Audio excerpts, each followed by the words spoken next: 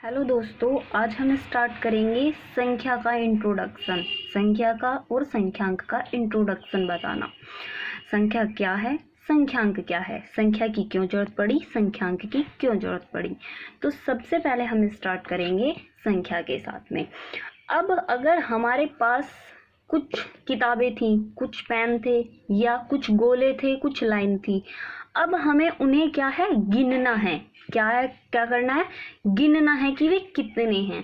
तो जब हम ये करते हैं कि कितने हैं और उन्हें गिन लेते हैं, जैसे कि हमारे पास इधर कितने हैं, ये 1 2 3 4, कितने गोले हुए, ये 4 गोले हुए, या ये कितनी लाइन है हमारी, 1 2 3 4, 4 लाइनें हैं। तो जब हम इन्हें गिन रहे हैं, गिनने के बाद जो हमें एक संख्या पता चली, जो हम बोल रहे हैं, बोलने के लिए हम किसका यूज करते हैं, संख्या का यूज करते हैं।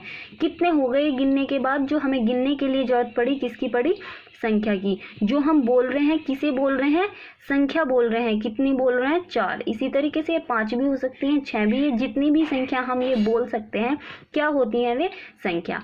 पर अगर इन्हीं को हम चिन्हित करने के लिए बोले या लिखने के लिए बोले या डिनोट करने के लिए बोले, तो जब हम एक प्रतिरूप या एक चिन्ह बनाएंगे इसका, तो वो क्या बोलेंगे, उसे बोलेंगे संख्यांक। संख्यांक का अर्थ संख्या को लिखने वाला अंक, संख्या को बनाने वाला अंक। मतलब जब हम इस संख्या को एक लिखित रूप में, मतलब एक चिन्ह के रूप में प्रदर्शित करते हैं, तो उसे क्या बोलते हैं, हम संख्यांक बोलते हैं।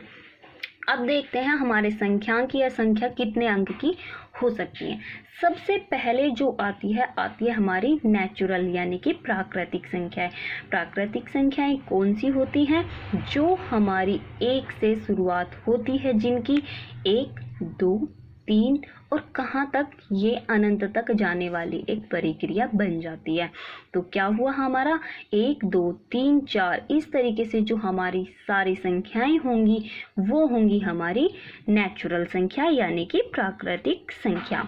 इनमें जब हम एक के बाद एक जोड़ते चले जाते हैं तो अगली संख्या निकलती चली जाती है। कैसे, जब हमने 1 में 1 जोड़ा तो 2 संख्या बनी, 2 में 1 जोड़ा तो 3 संख्या बनी, 3 में 1 जोड़ेंगे तो हमारी अगली संख्या बन के तैयार होगी 4। 4 में 1 जोड़ेंगे 5 बनेगा, 5 में 1 जोड़ेंगे 6 बनेगा। इसी प्रक्रिया को हम अनंत संख्याओं तक दोहरा सकते हैं। इसमें एक बहुत ही इंटरेस्टिंग सा टॉपिक आता है, समझने के लिए बहुत ही अच्छा सा, बहुत ही इजी सा टॉपिक है। क्या है, स्थानीय मान। स्थानीय मान यानी कि उसकी प्लेस वैल्यू निकालनी। अच्छा, प्लेस वैल्यू एक होती है फेस वैल्यू। देखिए सबसे पहले देखते हैं हम प्लेस वैल्यू क्या होती है। फेस वैल्यू तो निकालना बहुत ईजी है। देखिए हमारी यहाँ संख्या लिखी हुई है 512। कितना लिखा हुआ है ये, 512। इसमें अगर हम पूछे 5 की, जो 5 का स्थानीय मान है, यानी कि 5 की जो हमारी प्लेस वैल्यू है कितनी है, बस जहाँ पे हमारी वो संख्या है, जो वो हमारा संख्यांक है, संख्या या संख्यांक है, उसके पीछे जितने भी हमारे डिजिट हों, जितने भी हमारे ये नंबर हों, उतनी ही उसके पीछे 0 लग जाती है। जितने भी अंक पे वो हो उसके पीछे उतनी ही हमारी 0 लग जाती है। 5 ऐसे ही रखा और पीछे जितने भी 0 उतनी लगा दो। 1 है हमारा, 1 के पीछे 1 ही अंक है तो 1 0 आ गई, तो कितना, बस 10 बन गया। 2 का हमारा 2 ही रहेगा। अब है ये हमारा 70,512। कितनी है ये संख्या, 70,512। इसमें यहाँ 5 की पूछे तो ऑब्वियस सी बात है, पीछे केवल 2 अंक आ रहे हैं, तो कितना आ गया हमारा, 500 आ गया। इसके बाद अगर 1 की पूछता है तो 10 आ जाता है, 2 की पूछता है तो केवल 2 ही आ जाएगा। अगर इसने 7 की पूछी तो कितना, 7 के पीछे 1 2 3 4, 4 0 आ जाएंगी, तो 7 के कितने हो गया हमारा यहाँ पे 70,000 हो जाती है। परंतु अगर हमारा 0 का पूछे, अगर हमारा 0 का पूछे, चलो 0 का भी निकालते हैं। हम क्या कर रहे थे, जोन सी भी संख्या का पूछ रहे थे उसी को लिखा और उसके पीछे जितने भी अंक हैं उतनी हमने 0 लगा दी। पर 0 के साथ क्या करेंगे हम, अब हमने 0 लिख तो लिया, इसके पीछे कितने अंक आ रहे हैं, 3 अंक आ रहे हैं, तो 3 0 लगा दी, तो इसका तो कुछ मान नहीं है, तो ये क्या होगा हमारा 0 ही होगा। क्या होगा हमारा 0 ही होगा। इससे क्या रिजल्ट निकल के आता है, रिजल्ट ये निकल के आता है कि हमारी 0 का स्थानीय मान हमेशा 0 ही होता है। इसके बाद आता है हमारा चलो फेस वैल्यू भी साथ ही बता देते हैं। देखिए अगर हमारा 5 है, इसमें 5 का अगर फेस वैल्यू, फेस मतलब जो इसका चेहरा है, एक तरीके से देखो कि जो हमें ये क्या दिखाई दे रहा है, यानी कि जिस संख्या के बारे में पूछ रहा है वो अपनी फेस वैल्यू होती है। अगर 5 की पूछे फेस वैल्यू तो वो हमारी 5 ही होगी। 2 की फेस वैल्यू पूछे तो 2 ही होगी। यहाँ पे 5 की पूछे 5, 7 की पूछे 7, 0 की पूछे 0, यानी कि जो संख्या वो खुद है वो खुद की फेस वैल्यू है। अगर यहाँ पे अगर हम संख्या एक और संख्या लिख लेते हैं, कितना 435 है, ठीक है, 435 या और इस संख्या को बढ़ा लो, ठीक है। अब इस संख्या में क्या है, 8 की फेस वैल्यू पूछता है तो 8 ही होगी। अगर इसकी 8 की हमारी प्लेस वैल्यू पूछ लेता है तो यानी कि इसके पीछे जितनी भी हमारी संख्याएं हैं उतनी ही 0 आ गई।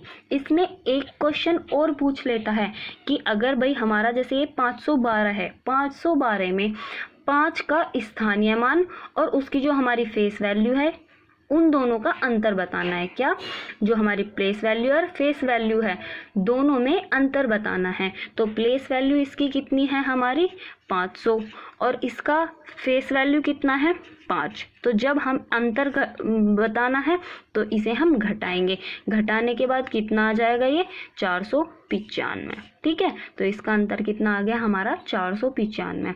इसी तरीके से कोई से भी अंक का, किसी भी संख्या में से कोई से भी अंक का वो पूछ सकता है। इसके बाद आती है हमारी रियल नंबर, यानी कि हमारी वास्तविक संख्या है। जब हम नेचुरल नंबर में 0 ऐड कर लेते हैं तो वो क्या बन जाती है हमारी रियल, यानी कि वास्तविक संख्या है। 0, 1, 2, 3 इस तरीके से करके जो बनती हैं वे हमारी संख्या हो जाती है रियल नंबर। इसके बाद एक बहुत ही अच्छी सी संख्या देखने को मिलती है, क्या, वो है हमारी पूर्णांक संख्या। पूर्णांक संख्या में हमारे 3 भाग देखने को मिल जाते हैं। कौन कौन सा, धन पूर्णांक होता है, एक होता है ऋण पूर्णांक। एक होता है हमारा धन पूर्णांक और एक होता है ऋण पूर्णांक। ये यानी कि इंटीजर्स हैं और ये हो गया पॉजिटिव इंटीजर और ये हो गया हमारा नेगेटिव इंटीजर्स। इसमें हमारा तीसरा भाग जो देखने को मिलता है वो होता है हमारा 0 का। 0 ना तो हमारी पॉजिटिव होती है और ना ही हमारी नेगेटिव होती है, ठीक है। अब हमारी ये है एक संख्या रेखा बना ली हमने। इसमें क्या है, संख्या डिनोट कर ली हुई है। जो हमारी हमेशा दाईं ओर चलने वाली दिशा, दाईं ओर दिशा में जो चलने वाली संख्या है वे क्या होंगी, हमेशा पॉजिटिव होंगी, और जो बाईं ओर चलने वाली संख्या है वो हमेशा हमारी इस पर नेगेटिव होगी। इसमें क्या है, जो दाईं ओर संख्या चलेंगी वो अपनी संख्या, मतलब ये क्या थी हमारी, इधर चलने वाली पॉजिटिव है और इधर चलने वाली हमारी नेगेटिव है। और जो हमारी 0 होती है इसके बारे में एक बस ये इम्पोर्टेंट चीज़ है, क्या, कि हमारी ना तो ये प्लस की होती है और ना ही माइनस की, ना तो ये पॉजिटिव होती है और ना ही ये नेगेटिव होती है। अगर हमारी संख्याओं के बारे में एक और क्वेश्चन आ जाता है इसमें, क्या, कि पूर्ववर्ती और उत्तरवर्ती क्या है। पूर्ववर्ती यानी कि इसका पहले वाला नंबर, जो इसका छोटा सा अर्थ निकालते हैं हम सिंपल भाषा में, और उत्तरवर्ती यानी कि उससे अगले वाला नंबर। पूर्ववर्ती यानी कि पहले वाला नंबर, उत्तरवर्ती यानी कि आगे वाला नंबर। और ये तो हम सभी बहुत आराम से बता सकते हैं। हमारे पास अगर हम संख्या ले रहे हैं 6 तो उसका उत्तरवर्ती पूछ रहा है तो यानी कि 7, यानी कि उससे अगले वाला नंबर।